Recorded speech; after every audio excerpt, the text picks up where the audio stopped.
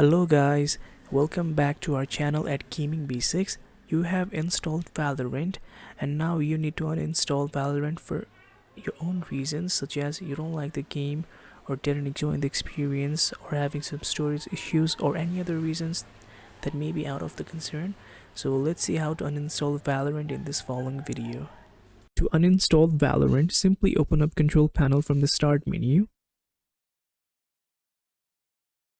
Once you open up, make sure you're on View by Category, followed by Uninstall a Program. Scroll down if you have to until you find Valorant, and simply double left click or right click and click on Uninstall. So this is how you uninstall Valorant from your computer. Thank you for watching the video. If you like our video, please leave a like and do not forget to subscribe to our channel, and also hit the bell button icon to get updates for our latest videos, and drop a comment for more content like this. I'll see you guys again in our next video.